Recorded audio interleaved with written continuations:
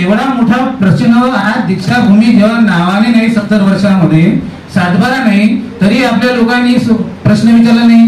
आता काल गवई साहेबांनी सांगितलं आहे मला सातबाऱ्याविषयी माहित नाही, सुधीरला माहित असेल, त्यांना मी फोन लावला तो म्हणजे मलाही माहित नाही। खोब्रागडे तलाठी इतिहास मी काढलेला आहे, तुम्हाला एकालाही माहित नाही। ज्या अर्थी त्या दीक्षाभूमी हा दीक्षाभूमी, कारण मी तलाठी असल्यामुळे मी डॉक्युमेंटली सांगत आहे। गवई साहेबांनी असा फुकणार सांगत नाही बिना डॉक्युमेंटने, आणि आता इथं जे बोलले बिना डॉक्युमेंटने बोललेले, मी दस्तावेज शिवाय बोलत नाही। कारण मी जबाबदार व जागृत नागरिक असून एक संविधानाच्या अभ्यासात असून कायद्याचा विद्यार्थी आहे। आणि जिल्हाधिकारी महोदयाला चंद्रपूरच्या मागच्या 6 महिन्यापूर्वी अटक करून मी दिल्लीला घेऊन गेलेलो आहे। जे घटना भारतात आतापर्यंत घडली नाही ते मी करून दाखवलेली आहे। जी अंबाझरी तलाव आहे त्या तलावाला बगीचा दाखवलेली आहे आणि बगीचा दाखवून तिथला स्मारक पाडलं तरी इथल्या लोकांनी कुठेही अॅट्रॉसिटी गुन्हे दाखल केले नाही। इथल्या कलेक्टर, कमिशनर, मंत्री मंगलप्रभात लोढावर मी अॅट्रॉसिटीचे गुन्हे वरुळ्याला दाखल केलेले आहे। उद्या माझा आदेश आहे, म्हणून मी कोणत्याही हक्काने बोलत असतो। विषय असा आहे दीक्षाभूमीचा सर्वे नंबर 221-222 आहे।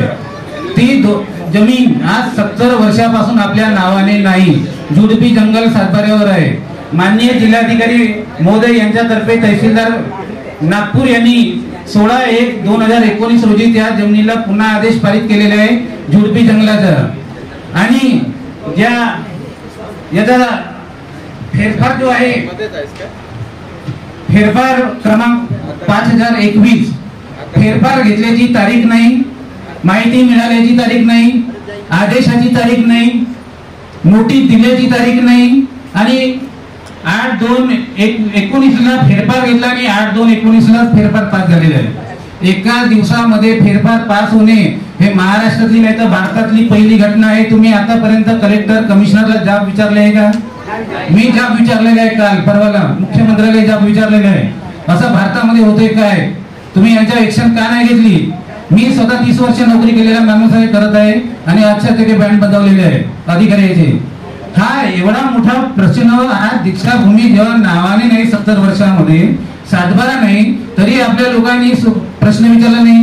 आता काल गवई साहेबांनी सांगितलं आहे मला सातबाऱ्याविषयी माहित नाही, सुधीरला माहित असेल, त्यांना मी फोन लावला तो म्हणजे मलाही माहित नाही।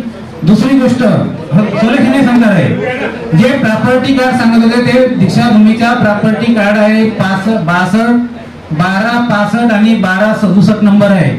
त्या नंबरवर डॉक्टर पंजाबराव देशमुख कृषी विद्यापीठ लिहिलेले आहे। सातबाऱ्यात तुम्ही जाऊन बघा, म्हणजे दीक्षाभूमीच्या नावाच्या ठिकाणी पंजाबराव देशमुखचं नाव आहे, तिथं शेती लिहिलेलं आहे 2017 मध्ये भूमापन अधिकाऱ्यांनी। तुम्ही प्रॉपर्टी कार्डची गोष्ट करता, म्हणजे इकडे सातबाऱ्यावर नाव नाही, इकडे प्रॉपर्टी कार्डवर नाव नाही।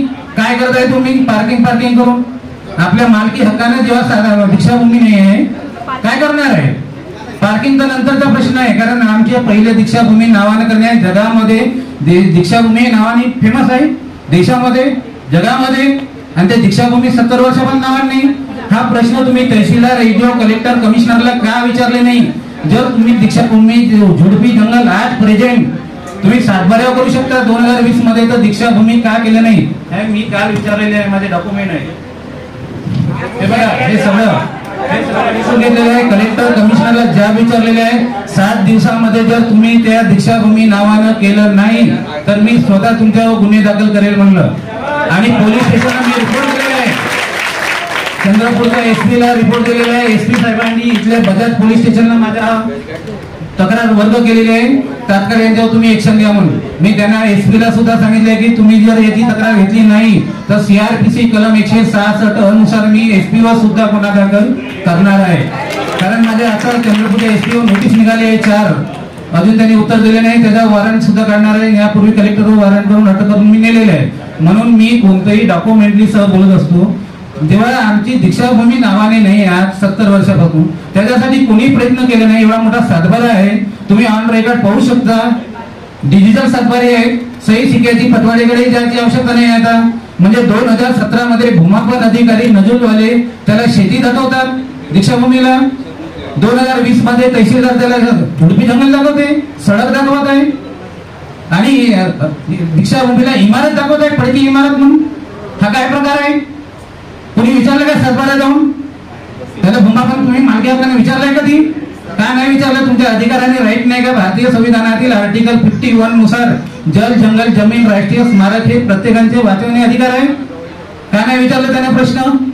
काही लोकांनी आता मला माझी आमची चंद्रपूरला माझी आज सभा होती पूर्ण समाजाची, परंतु मी पहिले इथं प्राधान्य दिलं कारण काही लोकांना कारण मी दीक्षाभूमीवर आवाहन केलं होतं मी येणार म्हणून. उद्या माझ्या लाईव्ह आमच्या लाटबुद्ध टीव्हीवर लाईव्ह सुद्धा आहे, तिथे सुद्धा मी कार्यकर्त्यांना हा प्रश्न विचारणार आहे लाईव्ह मध्ये कार्यक्रम मध्ये. परवा 1 तारखेला आता तुम्ही जी मीटिंग आयोजित केलेली आहे तहसीलदारला बोलवलं आहे का यामध्ये? भूमापन अधिकाऱ्याला बोलवलं आहे का? मेमोरियल सोसायटीवाले याचे उत्तर देणार आहे? हे काय तहसीलदार आहे, एडीओ आहे, कलेक्टर आहे? याचे उत्तर कलेक्टरला द्यायला पाहिजे. मी स्वतः त्यांना काल जाऊन भेटलं आणि सांगितलं की तुम्ही याचं ऍक्शन का नाही घेतलं, तेही आश्चर्यचकित झाले. असं कसं होऊ शकलं म्हणे. मग असं कसं आहे बघा, ऑन रेकॉर्ड आहे. एका दिवशी तुम्ही फेरफार घेतलं कसं, एका दिवशी पास केले कसे, स्मारक समितीच्या पदाधिकाऱ्यांना नोटीस दिलं का नाही दिलंय?